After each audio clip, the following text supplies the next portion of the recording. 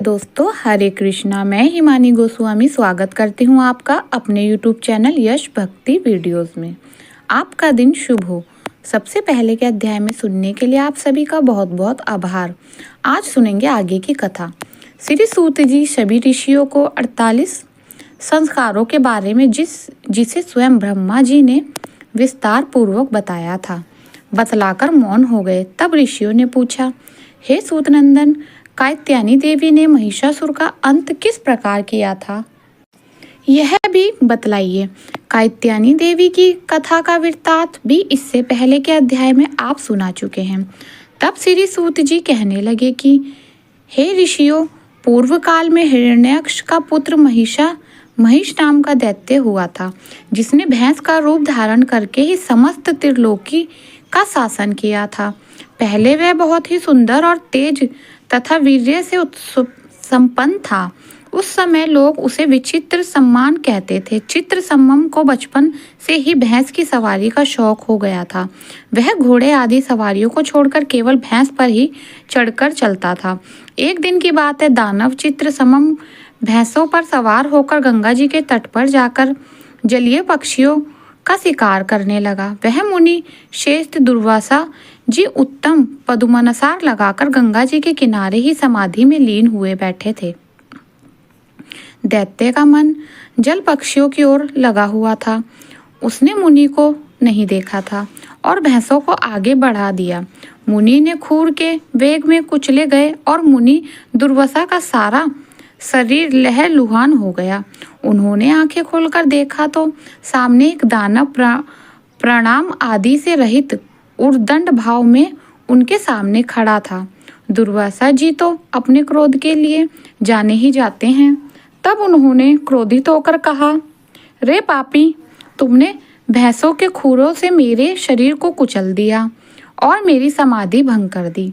इसलिए तुम भी भैंस हो जाओ और जब तक जियो भैंस ही बनकर जियो। मुनि को ऐसे कहता देख वह बड़ा भारी भैंस हो गया।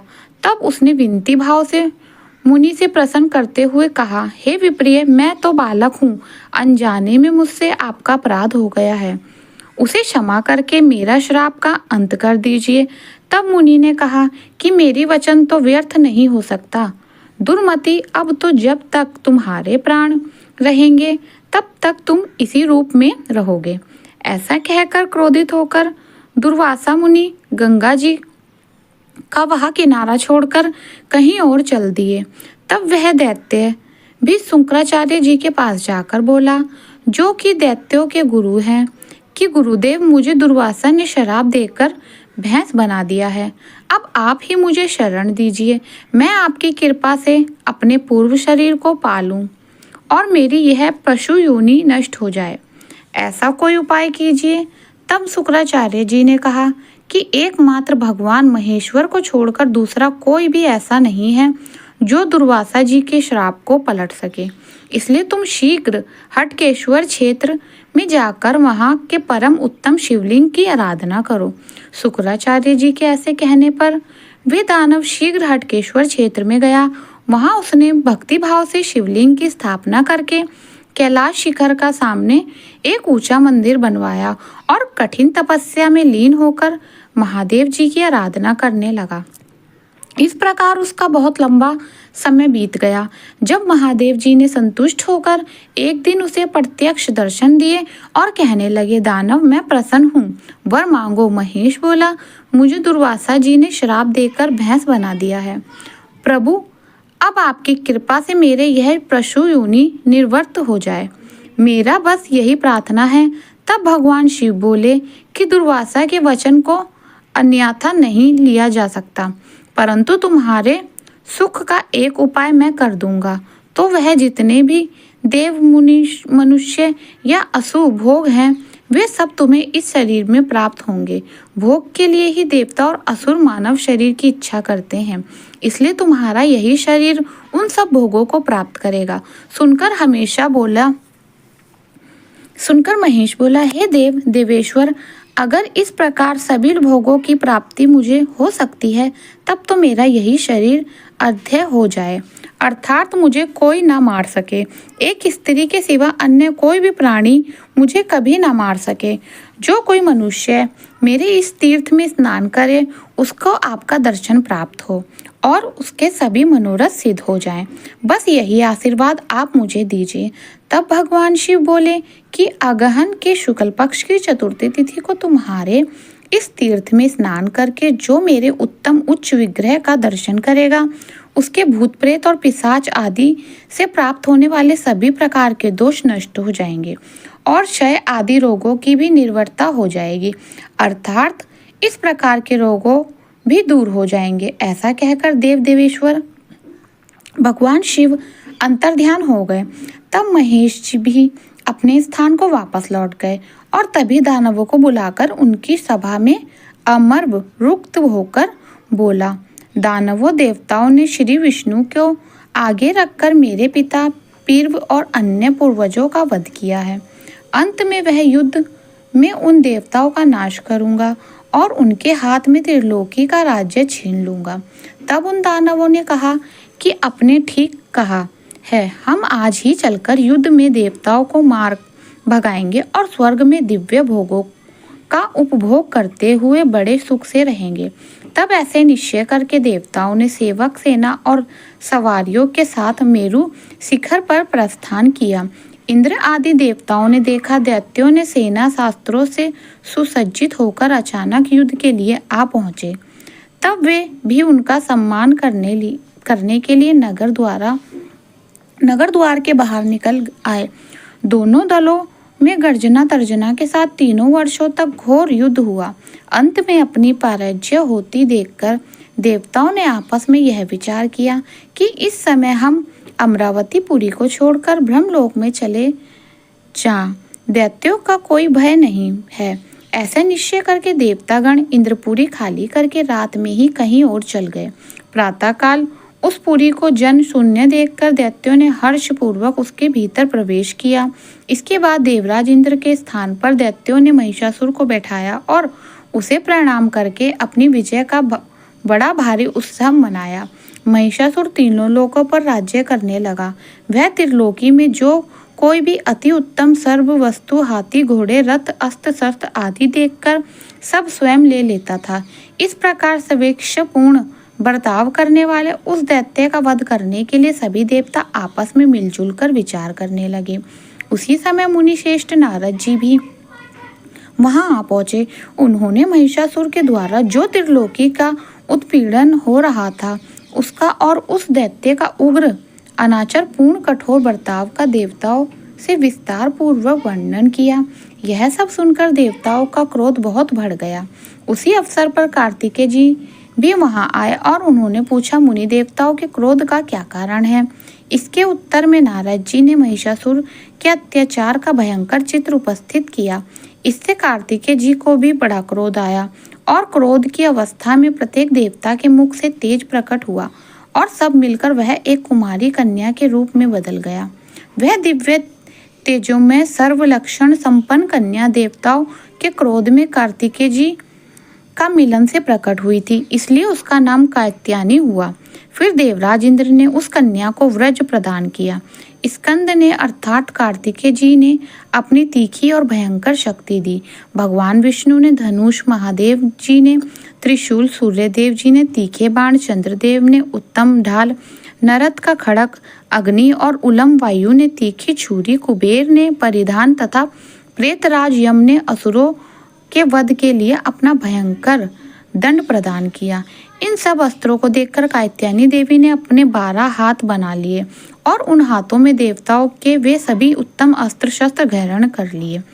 जिसके बाद देवी कात्यायनी ने कहा, हे देवरो, आपने मेरी सृष्टि किस लिए की है, शीघ्र बतलाइए, मैं आपके सभी कार्य सिद्ध करूंगी। तब देवतागण इस प्रकार बोले कि हे देवी, इस संसार में इस समय एक बहुत भयंकर महिष नामक दानव उत्पन्न हुआ है जो समस्त प्राणियों और विशेषतः मनुष्य के लिए अवध है। एकमात्र स्त्री को छोड़कर दूसरा कोई भी उसका वध नहीं कर सकता, इसलिए हमने आपको उत्पन्न किया है।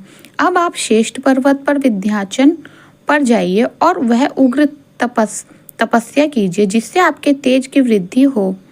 जब तक हम आपको तेज से संपन्न जान लेंगे तभी आपको आगे करके उस दुष्ट आत्मा के साथ युद्ध करेंगे। उसके बाद अपने बाणों से दग्ध होकर वह मृत्यु को प्राप्त होगा। देवताओं की यह बात सुनकर परमेश्वरी कात्यायनी ने कहा, देवताओं, आप लोग शीघ्र ही मुझे कोई वाहन प्रदान करें। तब भगवती पार्वती जी ने कात्यायनी देवी को सवारी के लिए सिंह दिया। देवी कात्यायनी उस सिंह पर विराजमान होकर विंध्याचल पर्वत की ओर प्रस्थान कर गई और उनके मनोरथ शिखर पर पहुंचकर व्रत उपासना में लीन होकर महादेव जी का ध्यान करती हुई इंद्रिय संयम पूर्वक तपस्या में लीन हो गई। जैसे जैसे उनके तप की वृद्धि होती गई वैसे वैसे उनके शरीर में रूप और क्रांति भी बढ़ती जा रही थी। उस समय दैत्य श्रवर महेश के सेवक वहां आए और अद्भुत रूप धारण करने वाली उस व्रत परायणी देवी को देखकर लौट गए। उन्होंने दुष्ट अपमान महिषासुर से इस प्रकार कहा कि हे देव, हमारे पृथ्वी पर भ्रमण करके एक अपूर्व कुमारी कन्या को देखा है जो इस समय विंध्याचल पर्वत पर तपस्या कर रही है। उसके 12 हाथ हैं और उन हाथों में तरह तरह के अस्त्र शस्त्र शोभा पा रहे हैं और उसका सौंदर्य अद्भुत है। सेवकों का यह वचन सुनकर महिषासुर तत्काल ही कामदेव को वश में हो गया और बड़ी भारी सेना साथ लेकर वहां उसी समय पर स्थान पर गया जहां कन्या बैठी थी। उसे देखते ही वह दानव काम बाण से आहत हो गया और अपनी सेना को दूर रखकर अकेला ही देवी के सामने उपस्थित हुआ। समीप पहुंचकर वह इन प्रकार बोला, सुंदरी, यह व्रत का तपस्या तो तुम्हारी युवावस्था के बिल्कुल विपरीत है, इसलिए यह सब छोड़कर तुम त्रिलोकी के राजा की महारानी बन जाओ। तुमने मेरा नाम तो सुना ही होगा। मैं दानव राज्य महिष हूँ जिसे दंड युद्ध में इंद्र को परास्त किया है। इस समय त्रिभुवन का राज्य मेरा अधीन है। अंत तुम मेरा प्राण वल्लभ पत्नी हो जाओ। मेरी तो रहस्य पत्नियां हैं, सहस्त्र पत्नियां हैं, वे सब तुम्हारी दासियां हो जाएंगी।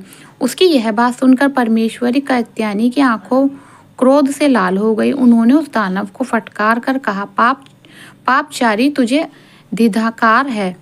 तू मुझ कुमार व्रत धारण करने वाली कन्या से इस प्रकार काम कुपलित चित्तित होकर ऐसी बातें क्यों कर रहा है? मैं तेरी सर्वनाश कर डालूंगी। महिषासुर बोला, सुंदरी, तुम गंधर्व विवाह से मुझे अंतम दान करो। उसकी यह बात सुनकर देवी ने उसके मुंह में एक बाण मारा। वह बाण बाबी में घुसने वे सांप की तरह उसके मुंह के समक्ष गया। महिषासुर चीख उठा, उसके मुंह से खून की धारा बहने लगी। वह देवी के पास से लौट गया और अपने सैनिकों से बोला कि इस दुष्टा स्त्री को जीती जागती पकड़कर लाओ और उसे मेरी पत्नी अब बनना ही होगा। महिषासुर की आज्ञा पाकर सब दानव बाणों की बौछार करते हुए देवी की ओर दौड़े।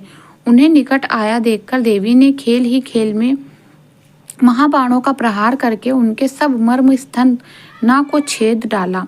उनके बाणों से कितने ही दानव मृत्यु को प्राप्त हो गए और बहुत से दैत्य घायल होकर सभी दिशाओं में भाग गए। अपनी सेना को कोई तितर बितर हुआ देखकर महिषासुर क्रोध से भरकर स्वयं ही देवी की ओर दौड़ा और उसने भयंकर गर्जना की। उसे देखकर कात्यायनी देवी बड़ी जोर से अट्टहास किया।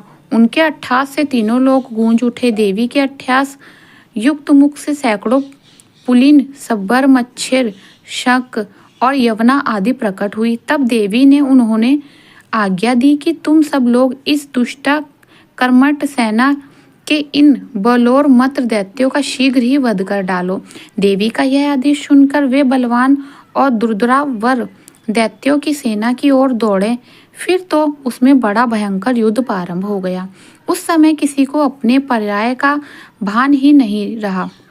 देवी के उत्पन्न किए हुए योद्धाओं ने दानवों का उत्साह भंग कर दिया। कितने ही दैत्य उनके द्वारा मौत के घाट उतार दिए गए और कितने ही उनके भीषण प्रहार से जराजर हो गए। अपनी सेना का पांव उखड़ देखकर महिषासुर क्रोध में उन्मत्त हो उठा और देवी से कठोर वाणी में बोला, पापनी, अब तक तुझे स्त्री समझकर मैंने युद्ध में नहीं मारा, अब तू मेरा प्रभाव देखकर ऐसा कहकर महिषासुर ने सिंहों के प्रहार से देवी के ऊपर शिलाखंड फेंका और उन्होंने बार बार फटकाकर उसे दैत्यों को अपने पास आया देखकर देवी क्रोध पूर्वक आगे बढ़ी और बड़ी तेजी से उसकी पीठ पर चढ़ गई। चढ़कर उन्होंने लात से इतना मारा कि महिषासुर लहूलुहान हो गया और आकाश में उछालकर जोर से चीखने लगा। इसी बीच में देवी की ही ज्योति से प्रकट हुआ सिंह ने आकर तीखी दौड़ के आगे भाग से क्रोधपूर्वक उस दैत्य के पीछे ले अंगों को पकड़ लिया। फिर तो देवी ने पैरों से दबा हुआ वह दानव स्थित हो गया, एक कदम भी हिलडुल नहीं सका। उस विवश की दशा में वह केवल भयंकर रूप से चीख रहा था।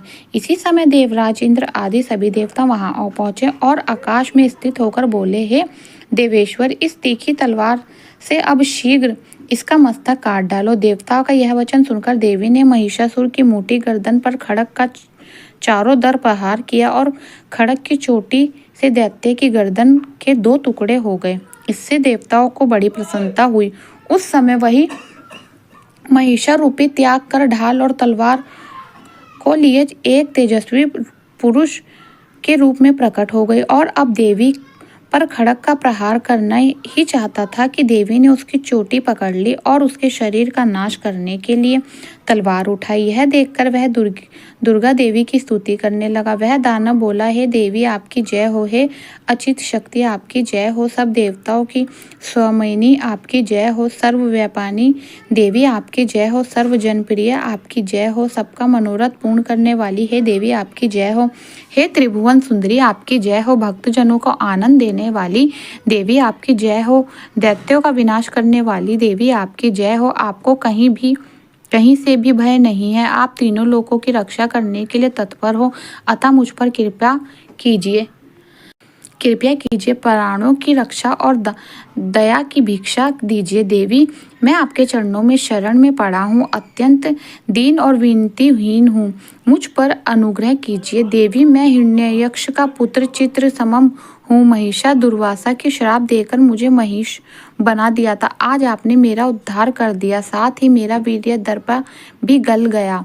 हे सुरेश्वरी, अब मैं आपके चरणों का किक्कर होकर रहूंगा। सब दुष्टों का विनाश करने वाली सर्वव्यापिनी देवी आपकी जय हो। महिषासुर का यह दीन वचन सुनकर देवी को दया आ गई। वे आकाश में खड़े हुए देवताओं से बोली, देवगणों, अब मैं क्या करूं? तब देवता बोले, हे देवेश्वरी, अगर इस अधम दानव का वध नहीं करोगी तब तो यह समस्त चराचर प्राणियों सहित तीनों लोकों का विनाश कर डालेगा। फिर तो आपके दुर्भाव के नियमित किया हुआ हमारा अब तक का सारा परिश्रम व्यर्थ हो जाएगा और देवी, अपने जो यह युद्ध करने का सारा कष्ट सहन किया है उसका भी कोई अच्छा परिणाम नहीं निकलेगा।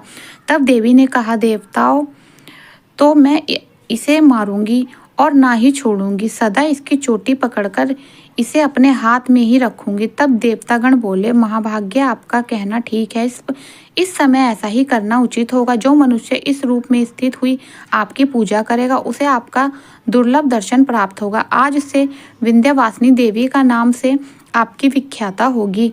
अश्विनी मास के शुक्ल पक्ष की अष्टमी नौमी तिथि को जो मनुष्य आपकी भक्ति पूर्वक पूजा करेगा उसे 1 वर्ष तक कोई रोग, भय या तिरस्कार आदि की प्राप्ति नहीं होगी। उसके लिए अकाल मृत्यु और चोरों आदि का उपद्रव भी नहीं रहेगा। श्री सूत जी कहते हैं, देवता लोग ऐसा कहकर फिर अपने अपने स्थानों को चले गए। देवराज इंद्र ने बहुत लंबे समय के बाद त्रिलोकी का अंक राज्य प्राप्त किया, जिसके बाद सभी लोग पहले की तरह सुखी हो गए। देवता पुण्य तीनों लोकों में यज्ञ भाग को भोगते हुए अनंत देश में सारथ नाम से प्रसिद्ध एक राजा हो गए हैं। उन्होंने उत्तम भक्ति पूर्वक हटकेश्वर क्षेत्र में देवी की स्थापना की है। चैत्र मास के शुक्ल पक्ष की अष्टमी तिथि को जो पुरुष उत्तम भक्ति भाव से यह देवी का दर्शन करता है वह 1 वर्ष तक सभी पूर्ण मनोरथ का आशीर्वाद प्राप्त कर लेता है। हरे कृष्णा कथा का अंत तक सुनने के लिए आप सभी का बहुत बहुत आभार है। इससे आगे का विस्तार आप अगले अध्याय में सुनेंगे। तो यह थी आज की वीडियो। अगर मेरा वीडियो आपको पसंद आया हो तो प्लीज़ चैनल को लाइक, शेयर, सब्सक्राइब करना ना भूलिए। राधे राधे।